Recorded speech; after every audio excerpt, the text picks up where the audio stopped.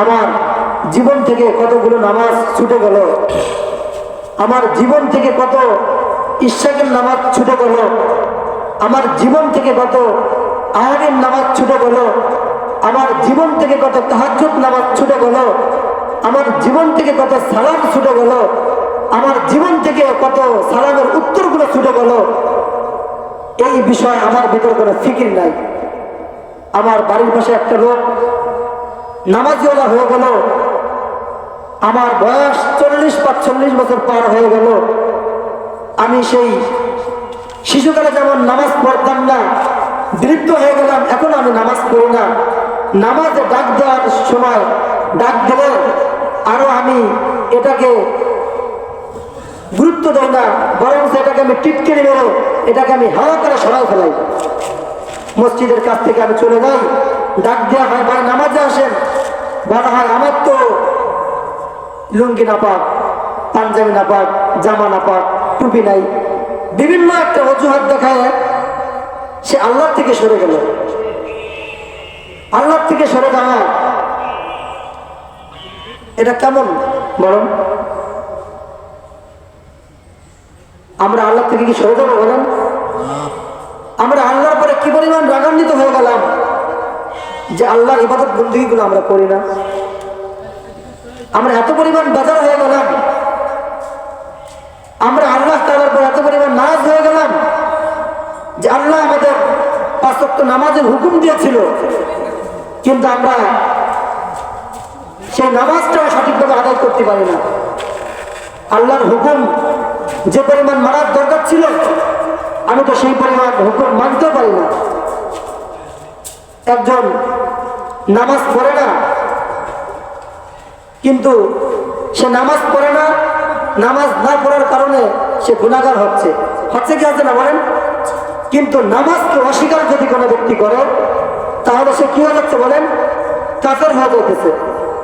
একজন রোজা থাকে না, তার ভিতর তো অনুমতি থাকার দরকার ছিল যে আমি রোজা থাকি না, নামাজ পড়ি না, আসলে এটা আমার জন্য অন্যায়।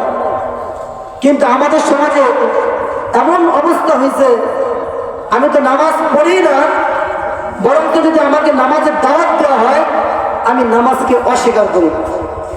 যদি কোনো ব্যক্তি নামাজকে অস্বীকার করে, তাহলে সে কি হবে বলেন? কাফের হয়ে যাবে। কি হয়ে যাবে? কাফের হয়ে যাবে। আবার নতুন করে তার কালেমা পড়ে আবার সংশোধন হতে হবে, আবার মুসলমান হতে হবে। তার নাম জান্নাতের খাতার থেকে, মুসলমানের খাতার থেকে তার নামগুলো কেটে দেওয়া হয়।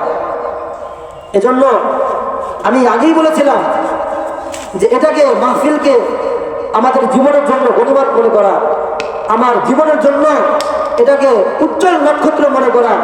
এখানে অনেক বড় বড় ওলামায়ে কেরাম পদার্পণ করবেন। এটা হতে পারে দশপুরবাসীর জন্য আজকে সকলের কবরের নাজাতের একটা ওসিলা হতে পারে। কত মানুষ তো আমাদের থেকে চলে গেল, কত রাজা বাদশাহ যাদের কলমের খোঁজায়, যাদের কলমের কারণে কত মানুষ জেলখানায় ঢুকে গেল, তারাও তো আজকে বাসবাগানে ঘুমিয়ে আছে। আছে কি আছে না বলেন? আছে, জেলখানায় তো আছে। কিন্তু আমার জীবন থেকে যদি একটা ইবাদত ছুটে যায়, এটার প্রতি আমার কোনো দুর্বলতা আসে না, এটার প্রতি আমার কোনো চিন্তা ফিকির আসে না। আমার জীবনে চিন্তা ফিকির করা, আমার জীবনে কি করা বলেন?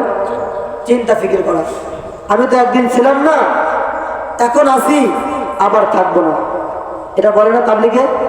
তাবলীগে কিন্তু এখানে সবসময়ের জন্য বলে, খেয়াল রাখতে হবে যে আমি একদিন ছিলাম না, এখন আছি, আবার কিন্তু আমি থাকবো না। এই থাকবো না, আমি কোথায় যাব? আল্লাহ তাআলা আমাকে কোথায় নিয়ে রাখবেন? এখন তো আমাকে আল্লাহ তাআলা পাঠাইছেন, কু আনফুসাকুম ওয়া আহলিকুম নারা, তুমি শুধুই জাহান্নাম থেকে বাঁচবা, আর এক ভাই তো জাহান্নামে চলে যাইতেছে, তাকেও তুমি বাঁচাও। তাকে বাঁচানোর ফিকির করা, তাকে বাঁচানোর জন্য ফিকির করা।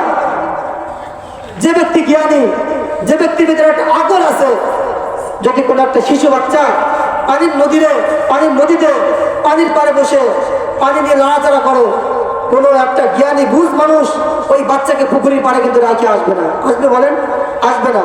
কারণ ওই লোক জানে যে এই যদি গড়ে পুকুরের পাড়ে চলে যায়, পুকুরের ভিতর চলে যায়, পানির ভিতর চলে যায়, নিঃসন্দেহে এই শিশু বাচ্চা মারা যাবে। যাবে কি যাবে না? যাবে। কিন্তু ওকে কোনো জ্ঞানী মানুষ কখনো কিন্তু পুকুরে রাইকা চলে যাবে না, তাকে কিন্তু নিয়েই আসবে। তাহলে ওলামায়ে কেরাম, বুজুর্গরা দিন, এরা জানতেছে মানুষ তো সব গুনাহের দিকে ধাবিত হইতেছে, গুনাহের সাগরে হাবুডুবু খাইতেছে।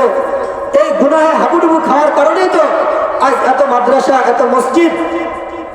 মাদ্রাসা হওয়ার দরকার আছে কি আছে না বলেন? আছে ভাই। যদি একটা ছেলে যদি এই মাদ্রাসা থেকে একটা আলিফ শেখে, এমন কোন কিতাব, এমন কোন বই পুস্তক পৃথিবীর মুখে নাজিল করা হয় নাই, তৈরি করা হয় নাই যে অন্য কোনো একটা বই থেকে একটা অক্ষর পড়লে 10টা নেকি হবে। এমন কোন বই পুস্তক কোন কবি তৈরি করেছেন বলেন? তৈরি করে নেই। কিন্তু যালিকাল কিতাবু লা রাইবা ফীহ, এই কোরআনের ভিতরে কোনো সন্দেহ নাই। আছে নাকি বলেন? একটা অক্ষর পড়ার সাথে সাথে 10টা করে নেকি হয়ে যাবে তার আমলনামা। তাহলে এই মহান আল্লাহর কোরআন আমাদের সিনায় মাদ্রাসার তালেব ইলমরা সব সময় সব সময় ঘুমিয়ে আছে। ঘুমের ঘরেও হেফজখানার বাচ্চারা কোরআন তিলাওয়াত করে, ঘুমের ভিতরে শুনতে পারতেছে, কোরআন তিলাওয়াত করতেছে। এমন ছাত্র মাদ্রাসা আছে না বলেন? তাহলে অধিক পরিমাণ মাদ্রাসা হওয়ার দরকার। আপনি যাই বলেন, আপনি যেভাবে বুঝবেন যে হুজুর এত মাদ্রাসার তো প্রয়োজন হয় না, এত মাদ্রাসার ছাত্র কোথা থেকে আসবে? লেখাপড়া ভালো দিলে ছাত্র অবশ্যই আসবে, ছাত্র অবশ্যই আসবে। হোক মাদ্রাসা ছোট হোক, মাদ্রাসা ছাত্র কম হোক, তালিম তরবিয়ত সঠিক থাকে আর ইখলাসের সাথে আমরা মাদ্রাসা চালাইতে পারি, এটাই তো আমাদের মাদ্রাসার জন্য একটা কল্যাণকর হতে পারে। আজান হয় 25 না 25 18 28 তাহলে 19 করেন। মাদ্রাসা হওয়ার দরকার, অধিক পরিমাণ মাদ্রাসা হওয়ার দরকার। মাদ্রাসা যারা করবে এদের ইখলাস থাকতে হবে ভিতরে। দেখবেন এই মাদ্রাসা থেকে অনেক তালেবে ইলম, এই মাদ্রাসা থেকে অনেক উলামায়ে কেরাম বের হবে, হাজারো হাজারো ছাত্র পাগড়ি পাবে। এটা যদি আল্লাহ তাআলা কবুল করেন। এজন্য আপনি যদি মনে করেন এখানে ছাত্র নাই, মাত্র নাই, আমার ছেলে আমি কি পড়াবো, আপনার এলাকার ভিতর আপনি চিন্তা করবেন যে আমার বাচ্চাকে আমি আগে ভর্তি করবো। এখন আমার মাদ্রাসায় এক শিক্ষক ছিল, শিক্ষককে আমি বললাম যে ভাই আপনাদের 2টা বাচ্চা আছে, এই বাচ্চা দুটো আপনি মাদ্রাসায় ভর্তি করে দেন। কোথায় ভর্তি করবো? বললাম যে আমার মাদ্রাসায় আপনি নিয়ে এসেন। কিন্তু হুজুর আরো দেখি অন্য ছাত্র ভর্তি হোক। আচ্ছা বলেন, যদি উস্তাদ যদি চিন্তা ফিকির করে যে আমার বাচ্চা অন্য জায়গায় ভর্তি হোক, গ্রামের লোক যদি চিন্তা করে আমার বাচ্চা অন্য জায়গায় ভর্তি হোক, তাহলে দূরের থেকে কি বাচ্চা কাছে আসবে বলেন? আগে নিজের মহল্লাকে ঠিক করা।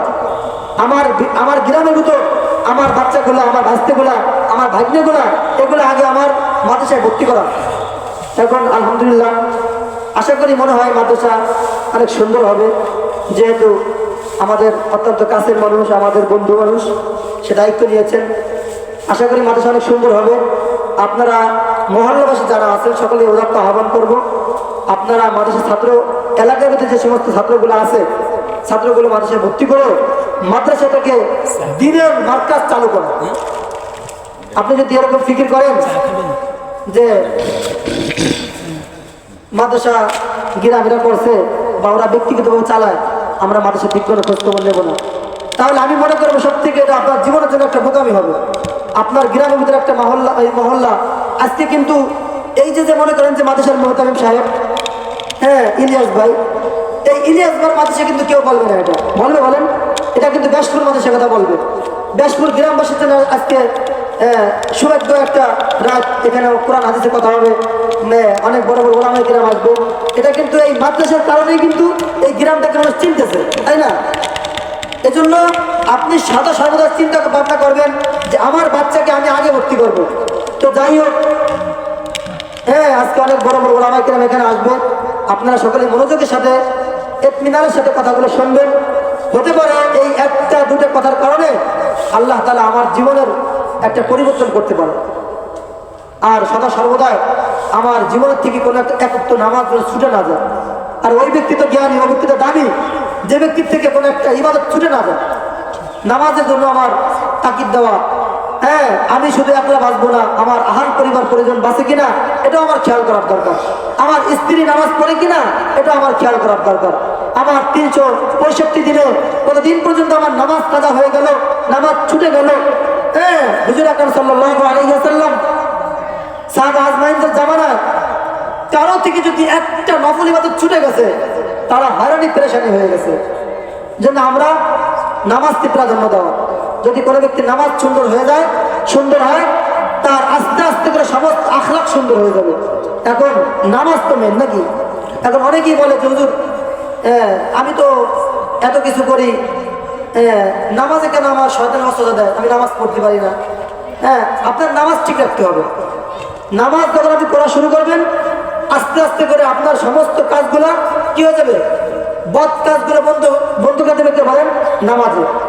এজন্য আমার নামাজ ঠিক রাখার দরকার। 365 দিনের ভিতর আমার থেকে যেন কোনো প্রকার কোনো নামাজ ছুটে না যায়, এগুলো ফিকির করা। আর আরেকটা বিষয় হলো যে ওয়াজ মাহফিল খুব মনোযোগের সাথে শোনা। কে কথা বলতেছে এটা আমি দেখবো না, কোথার থেকে কথাগুলো বলতেছে এটার দিকে আমি মুতাওয়াজ্জ হবো, এটার দিকে আমি খেয়াল করবো। কে কথা বলতেছে, এলাকার ছেলে কথা বলে নাকি দূরের থেকে এসে কথা বলে।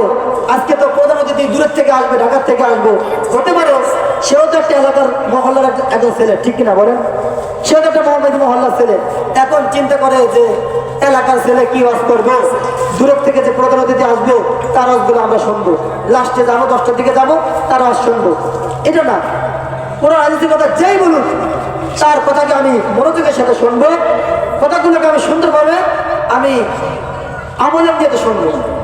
যখন আমি কথাগুলো শুনবো আর যদি আমি একটা কথার পরে আমল করতে পারি তাহলে আল্লাহ তাআলা আমাকে নাজাতের একটা ওসিলা বানিয়ে দিতে পারে। আজকে মাহফিলের কারণে অনেক কবরবাসী কবর আযাবগুলো বন্ধ হতে পারে। এজন্য আমার জীবন থেকে কোনো একটা কাজ যেন মানুষ কষ্ট না পায়, আমি এদিকে মোতায়েন হব, আমি এদিকে খেয়াল করবো।